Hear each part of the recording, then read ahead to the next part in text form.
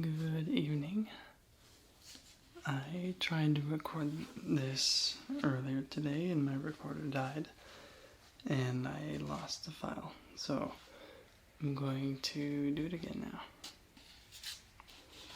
This is the first chapter of the book that I read the introduction to quite a while ago. I forgot that I was reading it to you guys and someone reminded me, so I'm going to read it now. This is chapter 1.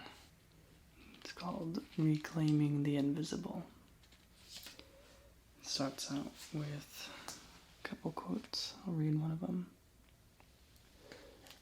The most beautiful thing we can experience is the mysterious. It is the source of all true art and all science. He to whom this emotion is a stranger, who can no longer pause to wonder and stand wrapped in awe, is as good as dead. That was from Albert Einstein. There are experiences we have as children, each and every one of us, that find a place deep inside us where neither time nor wounds can reach or damage them. And those experiences, they light our way through the world for the rest of our lives. Many of us forget them as we grow older, yet they still remain, shaping who we are at a level too deep for words. They shape, yet they also wait. They wait to be remembered. Wait for the time when we need to remember them, when we need a particular kind of light to find our way in darkness. Some of those experiences are memories of moments when, for some reason, never to be completely understood with our rational mind, the day-to-day world changes. In those deeply charged moments, the very quality of reality shifts, and the alteration is so striking, the feeling impact so strong, the effect on psyche so deep, that it is not possible for the depths of us to truly forget. As if it were happening now, I remember the first time my grandfather was sitting at his desk, the very one where I now write these words.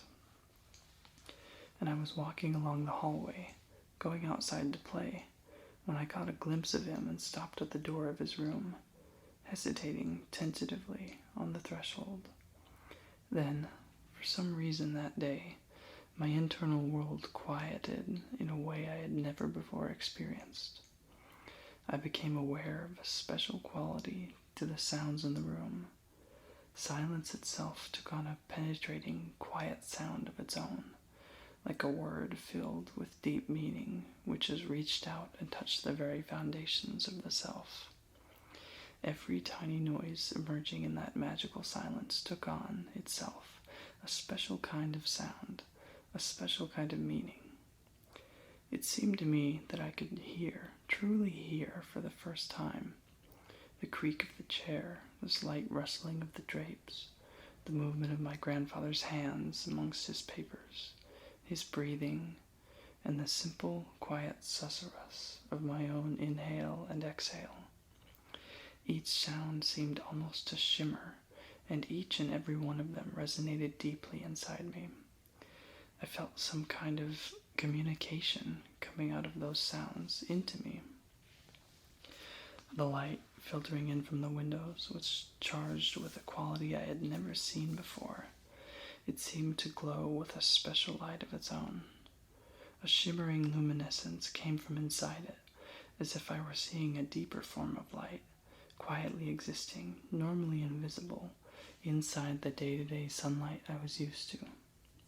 Sensuous, liquid, alive, luminous, and everything in the room was immersed, literally bathed in it. I remember seeing the dust motes as they slowly moved in the quiet air currents, each catching a piece of that golden light, then vanishing again as they turned in the slowly drifting air. A light rain of golden sparks of light, appearing and disappearing to my wondering eye. And like the light itself, every object in the room seemed to gently shimmer, a soft luminescence emerging from inside them, bringing out colors in their surfaces I had never noticed before. They seemed almost like living stained glass, lit from within. Time itself had changed, as if it were suspended, like the dust motes in the air. There was so much time, and it was so slow I could take as long as I needed to sense each and everything. And what is more, I felt companioned by everything in that room. The sunlight, the sounds, the smells, the desk, the lamp, the papers and pens, the curtains, the chairs, every physical object.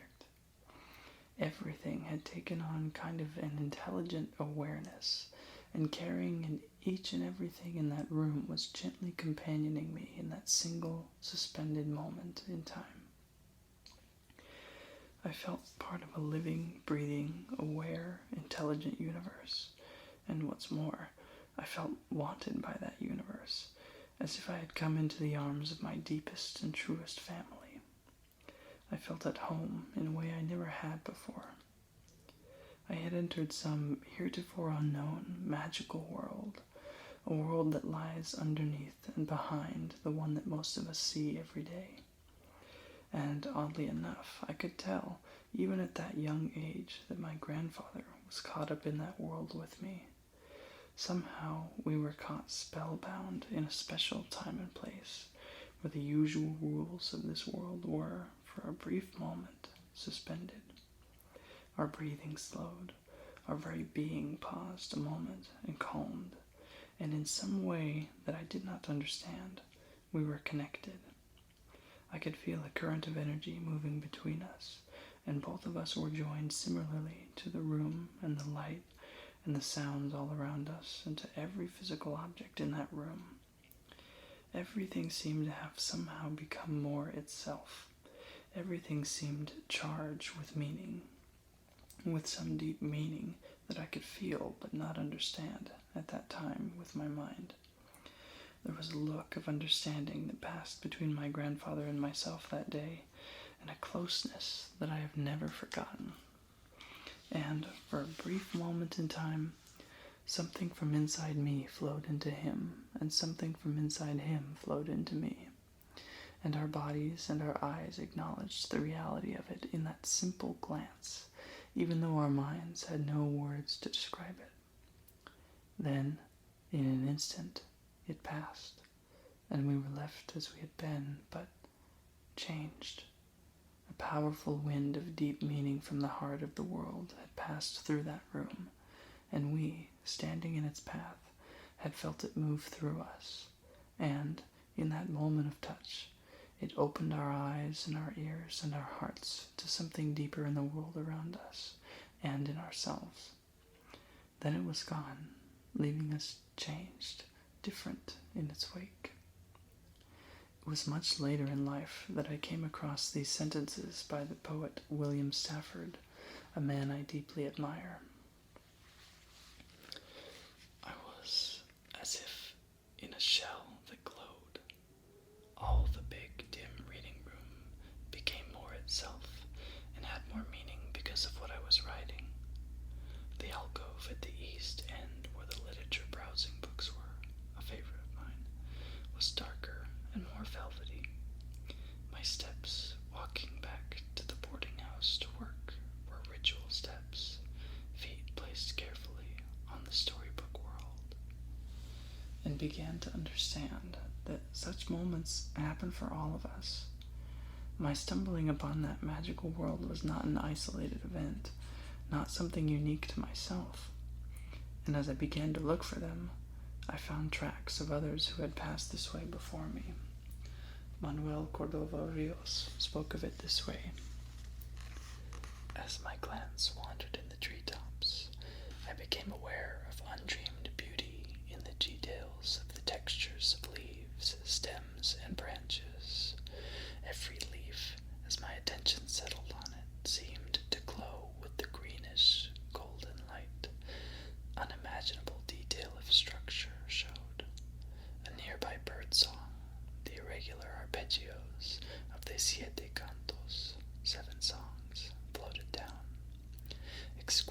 and shimmering, the song was almost visible. Time seemed suspended. There was only now, and now was infinite. I could separate the individual notes of the bird song and savor each in its turn. As the notes of the song were repeated, I floated in a sensation that seemed somewhere between smelling an elusive, intoxicating fragrance and tasting a delicate ambrosia. And Albert Hoffman like this. There are experiences most of us are hesitant to speak about because they do not conform to everyday reality and defy rational explanation. These are not particular external occurrences, but rather events of our inner lives, which are generally dismissed as figments of the imagination and barred from our memory. Suddenly, the familiar view of our surroundings is transformed in a strange, delightful, or alarming way. It appears to us in a new light, takes on special meaning. Such an experience can be as light and fleeting as a breath of air, or it can imprint itself deeply upon our minds. One enchantment of that kind, which I experienced in childhood, has remained remarkably vivid in my memory ever since. It happened on a May morning. I have forgotten the year, but I can still point to the exact spot where it occurred, on a forest path in Martinsburg above Baden, Switzerland. As I strolled through the freshly greened woods filled with bird song, lit up by the morning sun, all at once everything appeared in an uncommonly clear light. Was this something I had simply failed to notice before? Was I simply suddenly discovering the spring forest as it actually looked? It shone with the most beautiful radiance, speaking to the heart as though it wanted to encompass me in its majesty. I was filled with an indescribable sensation of joy, oneness, and blissful security. These experiences are not strangers to human beings. They have accompanied our species through millennia. As children, all of us experience them in one form or another, even if we no longer consciously remember that we did. Such moments are an integral part of what it means to be human, and someplace in all of us such memories are tucked away. But as we are schooled, as life has its way with us, and with our hearts, those memories come less and less to the conscious mind. We learn not to follow our hearts, not to grow outward into the world, but to grow up, away from those kinds of memories and experiences, and away from the world. In so doing, we grow away from something essential to our humanness, to our habitation of this world. We can no longer see or feel what is within the surface sensory inputs that we receive. We can no longer experience the luminous with which we are surrounded. We have lost, as James Hillman once put it, the response of the heart to what is presented to the senses. The early 20th century German writer and poet Gottfried Benn captured this state of being, our almost fanatical orientation towards surfaces, in his observation that, for in the West, reality is simply raw material, but its metaphysical background remains forever obscured. Its metaphysical background. What a beautiful phrase. What beautiful implications in that line. Albert Hoffman describes the impact that the loss of the metaphysical background, our loss of the sense of aesthetic unity, has on us as human beings.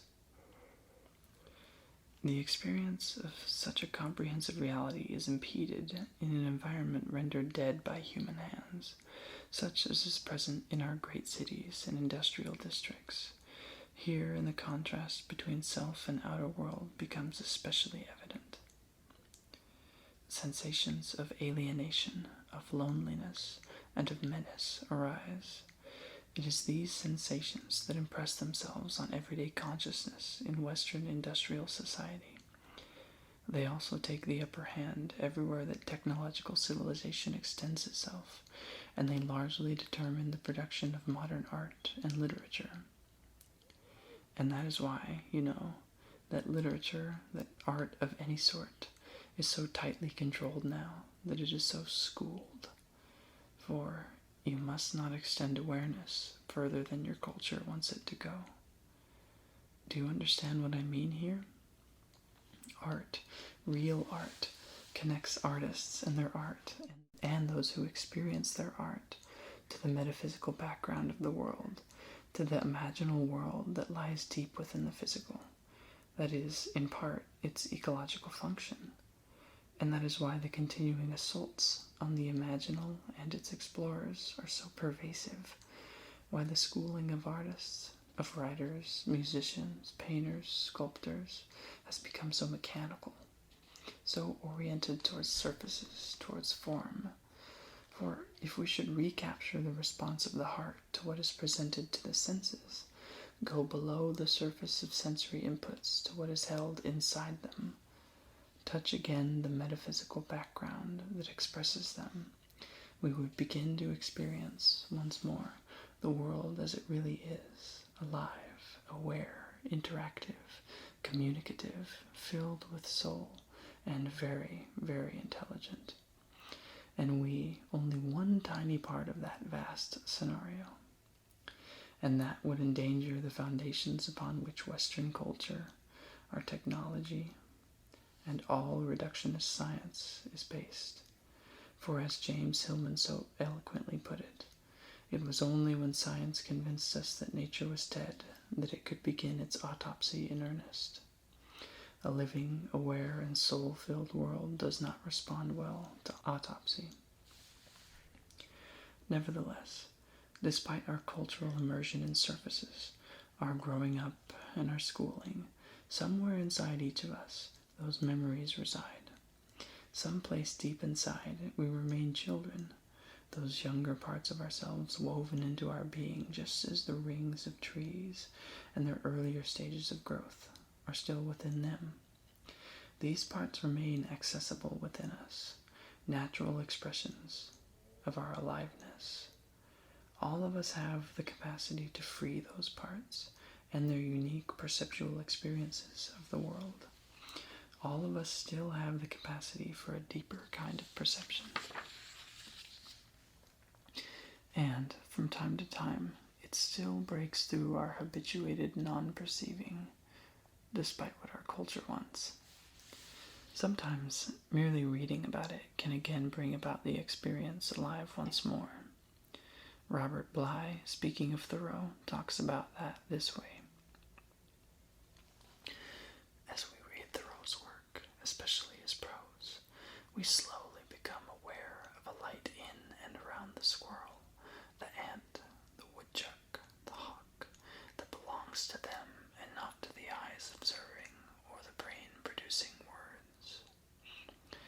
Throughout the years, I have met many people who have had moments of perceiving the light in and around the squirrel, for that is what all of my years of teaching have been about. Without exception, all of them have reported how difficult it has been to keep that perceptual experience alive. From every corner of life, it seems, has come the demand to abandon it. From school, religion, culture, and family, the pressure to abandon the metaphysical background of the physical world is immense. There is not a one of us who feels the movement of the invisible inside us, who does not experience that pressure, nor struggle with the demand to conform to surfaces as our orienting position. To discuss openly this deeper kind of experience, to conversationally mention that yesterday, as I sat among the rock formations and the trees of the Gila, I felt a change come upon me. I could feel the soul of that place as a delicate feather touch upon all my senses, and in that moment a light began to emanate from every stone, every plant and tree, even the soil itself. I dropped then into a silence as deep and still as any I have known. As I listened, I began to hear, as Aldo Leopold said I would, the music that lies deep within these hills. It seemed as if I had come to a place I had always known, the place in which my true family resides. I felt companioned and loved, and as I began to look deeper, I could sense, even see, the living connections between everything around me. There were golden threads moving through the world, weaving all the apparently separate organisms and objects together. I reached out and touched the nearest, and a certain feeling came over me. And I suddenly realized I could follow that feeling through my enhanced sensing, home to where it originated, deep in the foundations of the world. I let myself go, and as I moved deeper, following the thread home, I began to discover unexpected truths about each and everything that particular thread passed through.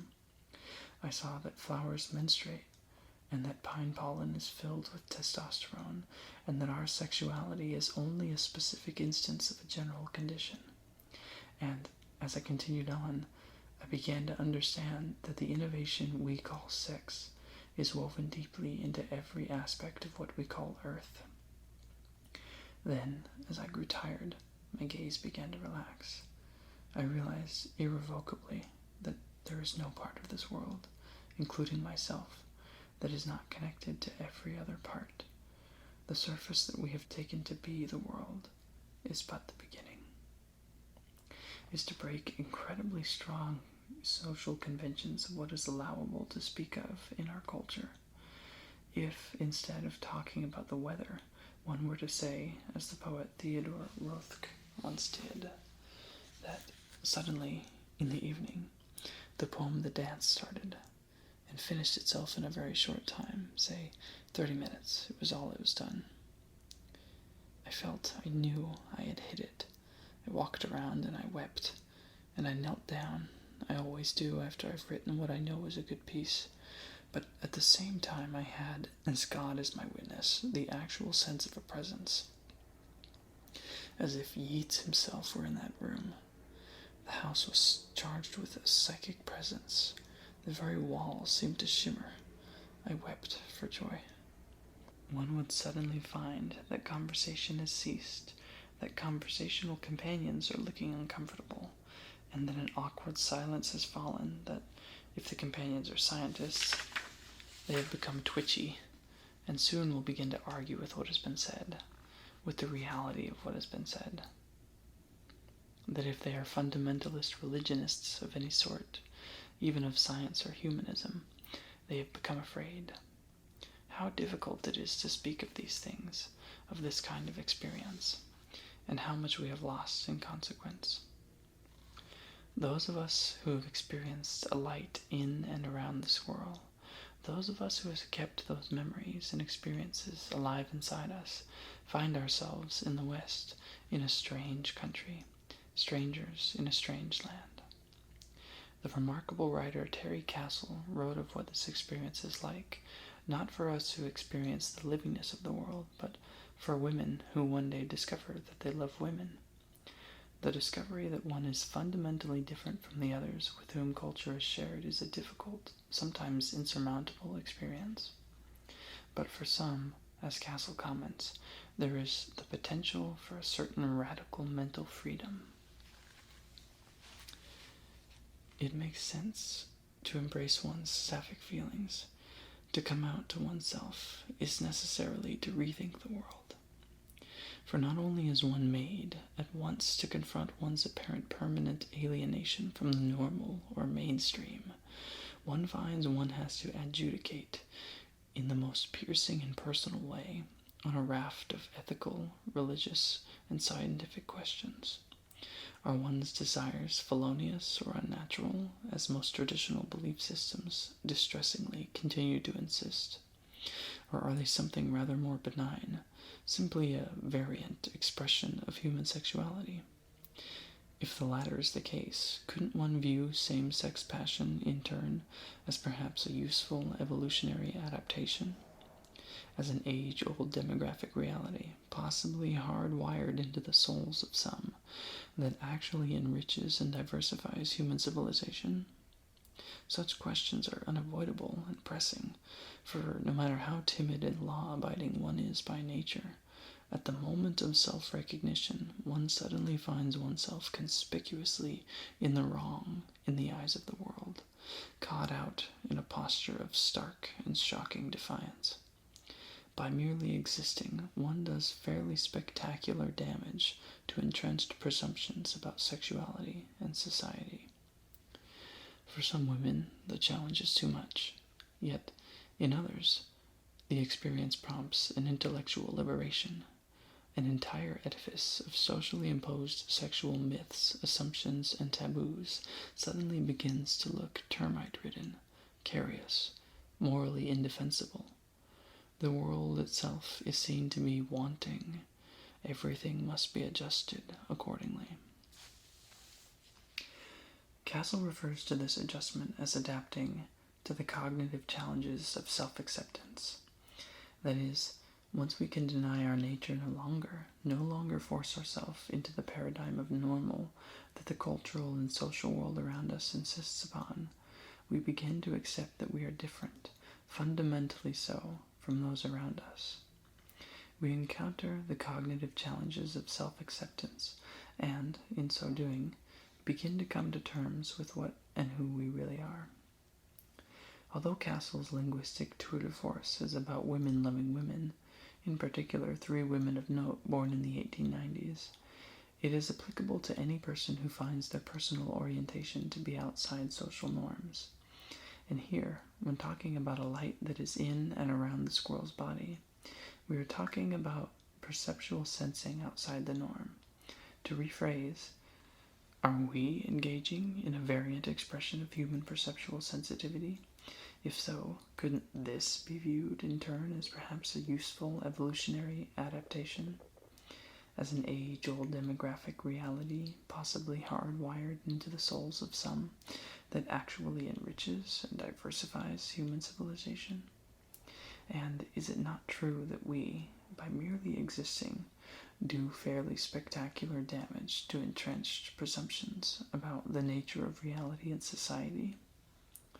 Those of us who carry the seed of this perception within us as something we cannot and do not particularly want to repress, by our mere presence upset the normal orientation of our Western society and culture. And once we begin to truly accept ourselves and our personal experience as normal, an entire edifice of socially imposed reality myths, assumptions, and taboos suddenly begins to look termite-ridden, carious, morally indefensible. The world itself is seen to be wanting. Everything must be adjusted accordingly. We, in accepting what we do and are, in accepting the reality of what we perceive, have come out to ourselves. We extend our awareness further than society wants it to go, specifically through our capacity for shifting consciousness in a particular way. And when we do this, when we open those perceptual doors to see deeper into the world, we begin to enter another world entirely. We begin to leave the merely human world behind. We begin to see from the world's point of view. And the view from there is much, much different than the view from our cultural orientation, irrespective of our particular subculture. Taking on that view, being able to see deeper into the meanings within material forms, does disturb the existing paradigm. Simply by existing, by reflecting back to the culture something outside its frame of reference, those of us who perceive in such ways really do fairly spectacular damage to entrenched presumptions about the nature of reality. But there is every reason to view this capacity as a crucial evolutionary adaptation, a capacity hardwired into all living organisms and which serves a specific purpose. Given the situation we find ourselves in as individuals, as a culture, as a species, it is a capacity that is essential. For, as Albert Einstein once said, we can't solve problems by using the same kind of thinking we used when we created them. Which seems obvious, but what is actually believed by most people, including most scientists, is that if we only do what we have been doing, just more vigorously, things will turn out differently. You do know that that is the definition of crazy, don't you? What is really true is that we must abandon our normal channels of thought we, as a species, have used in the past century or more, step outside of our habituation of perspective, and enter new territory. Not just put our toes in the water, but immerse our whole being, our whole mind and spirit, in a very different paradigm and perceptual experience. This means that you must abandon your preconceptions and travel into the world itself as it really is, and find out for yourself what is true, and find as well just what you yourself are meant to do in this lifetime.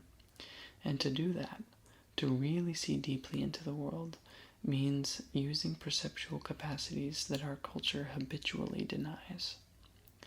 Despite our culture's willful ignorance, deeper perceptual experiences and paradigmatic shifts in cognition are spontaneously emerging with more frequency and much more strongly into the human species. For using this different kind of perception and thinking is the way out of our predicaments, the way to solve the problems that these older kinds of thinking have caused. It is an evolutionary necessity. This book is about developing the skill of intentionally altering perception in order to perceive the light in and around the squirrel. It is about learning how to consciously use it as a tool of perception and cognition. But it is also about what happens after that initial step. Once you see again with the eyes of a child, feel with the undefended heart, once you can enter that state at will, then what? That first step, essential as it is merely opening the doors of perception. What happens then if you walk through those doors into the heart of the world? What happens to you as a person? What do you find out there, far out there, in the wildness of the world, far away from all human habitation and thought? Come, journey with me, and I will show you.